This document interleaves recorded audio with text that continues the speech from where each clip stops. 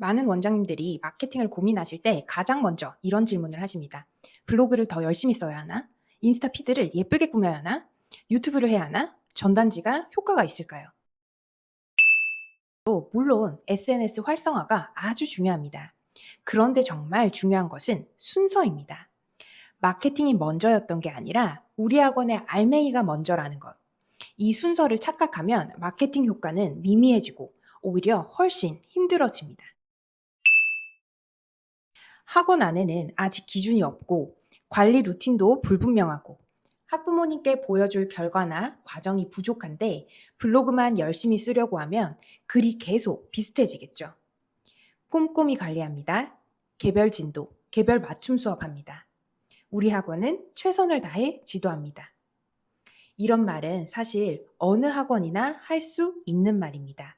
그리고 어느 학원의 블로그를 봐도 보이는 글이기도 하고요. 중요한 건 그 말이 실제 운영으로부터 느껴지느냐는 겁니다. 동네 학원이라면 바이럴의 핵심인 입소문. 입소문은 경험에서 시작된다고 생각합니다. 예를 들어 볼게요. 학생이 단어를 안 외워왔을 때 진짜로 다음엔 해와 하고 넘어가는 학원이 있고 또는 누가 안 외웠는지 기록하고 재시험을 보고 제시가 반복되는 학생은 과제가 다르고 그리고 이 상황을 학부모님께 안내하고 다음 수업에서 다시 확인하는 학원이 있습니다. 두 학원 모두 블로그와 인스타에는 우리 학원은 단어를 중요하게 생각합니다. 라고 말할 수 있습니다. 하지만 학부모님이 느끼는 신뢰는 다를 수밖에 없겠죠. 숙제를 안 했을 때도 마찬가지입니다. 어떤 학생이 얼마나 과제가 미비한지 확인조차 되지 않는 학원과 숙제 미완료가 기록되고 보완 학습이 안내되고 다음 학습 흐름에 반영되는 학원은 학부모님 입장에서 완전히 다르게 보이게 됩니다. 수업 역시 학생별 약점을 확인하고 학부모님께 결과를 전달하고 있는 학원이라면 학부모님은 이렇게 느끼게 됩니다. 여기는 아이를 그냥 앉혀두는 곳이 아니구나. 우리 아이가 대충 넘어갈 수 없는 구조구나. 저는 이 경험이 쌓였을 때 입소문이 시작된다고 생각합니다. 진심이 담긴 리뷰와 입소문은 학부모님이 직접 경험한 문장이어야 생깁니다. 거기는 단어를 정말 야무지게 시키더라. 우리 애가 부족한 부분을 알고 시험 기간에 정말 꼼꼼하게 챙겨준다. 숙제를 안 하면 그냥 넘어가지 않는다. 원장님이 아이들을 다 파악하고 있다. 시스템이 있다. 이런 말이 학부모님 입에서 나와야 합니다. 그리고 이런 말들은 광고 문구로 인위적으로 만든다 하더라도 실제 운영이 받쳐주지 않으면 오래가지 못합니다. 그래서 저는 마케팅을 할 때 어떻게 더 화려하게 보일까 보다 우리 학원이 실제로 운영하고 있는 이 운영을 어떻게 더 잘 보여줄까를 오히려 더 많이 고민했습니다. 저는 학원을 식당에 자주 비유합니다. 맛있는 식당에는 손님이 자연스럽게 모입니다. 학원도 수업이 좋으면 당연히 소문이 납니다. 그런데 학원은 식당과 다른 점이 있습니다. 식당은 맛보는 사람과 돈을 내는 사람이 같죠. 그런데 학원은 다릅니다. 가치를 직접 경험하는 사람은 학생이고 가치를 간접적으로 경험하는 학부모님이 돈을 지불하게 되죠. 이 특수성에 대한 이해가 정말 중요합니다. 학생은 수업을 듣고 테스트를 보고 학원에서 꼼꼼한 피드백을 받고 있지만 학부모님은 그 장면을 직접 보지 못하십니다. 그래서 학부모님은 늘 궁금하고 때로는 불안하게 되죠. 우리 아이가 학원에서 제대로 하고 있나? 그냥 앉아만 있다 오는 건 아닐까? 정말 관리가 되고 있나? 부족한 부분을 채워가고 있는 게 맞을까?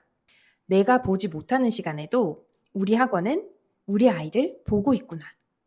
이 신뢰가 쌓이면 가장 강한 마케팅이 됩니다. 마케팅 전에 우리 학원이 다른 학원과 다른 점, 다른 학원보다 우리 학원을 선택해야 하는 이유인 알맹이를 연구하고 나면 이제 그 알맹이를 밖으로 보이셔야 합니다. 그 수단으로 블로그, 인스타그램, 요즘에는 또 스레드도 있죠. 그리고 유튜브를 쓸 수 있습니다. 저는 블로그를 스토리텔링 도구로 쓰고 있습니다. 긴 글이나 제 철학을 담은 이야기를 할 때 블로그를 사용하고 인스타그램은 하루하루의 학원을 향한 열정 기록을 담는 용도로 쓰고 있습니다. 인스타그램과 블로그는 신규 학부모님이 우리 학원을 처음 검색했을 때 만나는 첫 번째 신뢰 자료가 될 수 있습니다.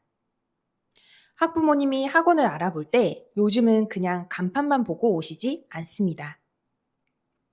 검색해보죠. 이 학원은 어떤 곳이지? 어떤 방법으로 수업을 하고 있는 거지? 학생 관리는 어떻게 하지? 실제 결과가 있나? 원장님이 어떤 생각으로 운영하지? 이때 블로그에 우리 학원의 수업 방식, 성적 결과, 학생 관리 기준과 같은 수업 철학이 쌓여 있으면 그 자체가 상담 전에 신뢰가 됩니다. 상담을 오시기 전에 이미 여기는 기준이 있는 학원이구나. 여기는 관리가 제대로 되는 학원이구나. 라는 이미지를 갖고 오시는 거예요. 그러면 상담의 결이 달라집니다. 처음부터 가격만 비교하는 상담이 아니라 우리 학원의 운영 방식과 아이에게 필요한 관리에 대해 더 깊게 이야기할 수 있게 됩니다. 실제 운영 안에서 제대로 된 알맹이, 시스템이 있으면 컨텐츠는 훨씬 구체적으로 나오게 됩니다. 예를 들면 학생의 성적 결과, 학원 시험의 운영 방식, 단어 누적 관리 시스템, 숙제 미완료 관리 시스템, 그리고 저희 학원을 예를 들면 자주노트와 같은 학원 자체 노트 관리법, 나인아웃 제도와 같은 태도 관리법, 이런 것들부터 써보세요. 단순한 홍보 문구가 아닙니다. 학원의 실제 운영을 보여주는 자료가 될 겁니다. 결국 학원 마케팅은 없는 것을 있어 보이게 포장하는 일이 아니에요. 우리가 실제로 하고 있는 좋은 운영을 학부모님이 이해하실 수 있게 보여주는 과정. 이게 마케팅입니다. 종종 이미 훌륭한 관리를 하고 계시면서도 정작 밖으로 드러내지 않는 원장님들이 계십니다. 괜히 생색내는 것처럼 보일까봐, 또는 남들도 다 하는 평범한 일인데요.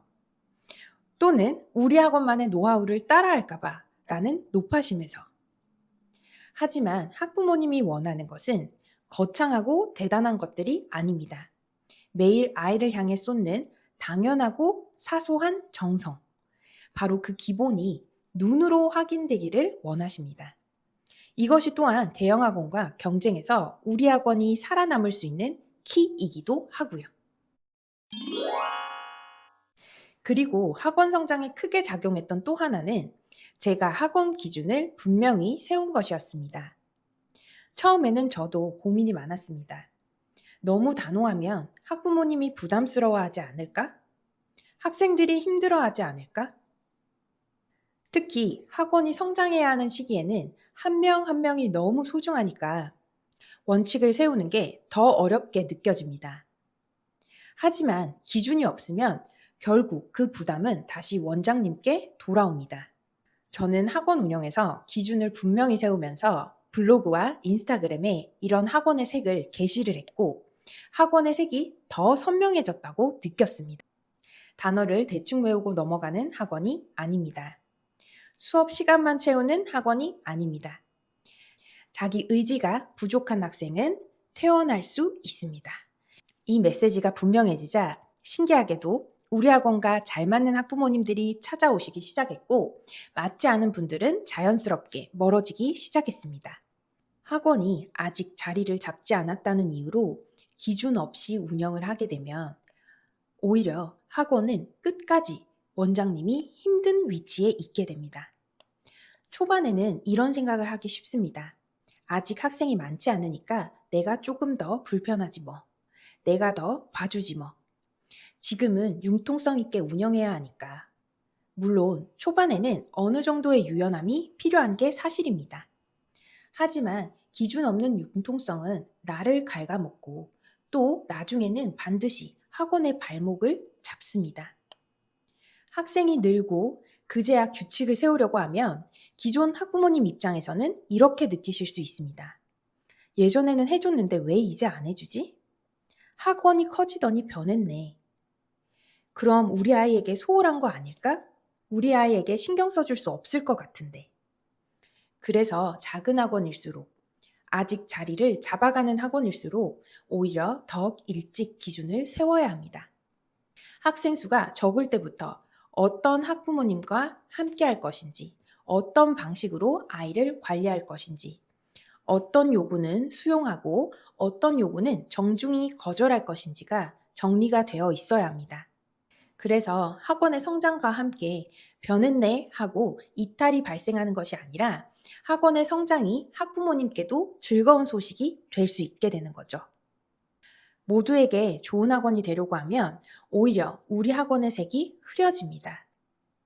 우리 학원이 어떤 학생에게 맞는지, 어떤 학부모님께 필요한 학원인지, 어떤 기준으로 운영되는 학원인지가 분명해야 마케팅도 선명해지고 마케팅도 효과를 발휘합니다. 그리고 그 운영이 곧 컨텐츠가 되어야 합니다. 그러면 입소문과 온라인 컨텐츠가 따로 노는 것이 아니라 하나의 메시지로 연결되게 됩니다. 이 메시지가 반복될 때 학원의 브랜드가 만들어진다고 생각합니다. 원장님들, 처음부터 모든 채널을 다 잘해보려고 애쓰지 않으셔도 됩니다. 대신 우리 학원을 선택해야 하는 이유, 우리 학원의 알맹이, 우리 학원의 자랑거리, 그리고 내가 원하는 학원의 모습, 그 모습을 담아보는 건 어떨까요? 오늘 영상이 우리 학원은 앞으로 어떻게 성장할지, 앞으로 무엇을 더 선명하게 보여줘야 하는지 한번 점검해보는 계기가 되셨으면 좋겠습니다. 그리고 제가 실제 학원을 운영하면서 세워온 수업 시스템, 그리고 우리 학원의 강점을 컨텐츠로 보여주는 방법까지 더 구체적으로 알고 싶으신 원장님들은 제가 준비한 보란듯이 학원 운영 세미나 심화편을 함께 해주시면 좋겠습니다.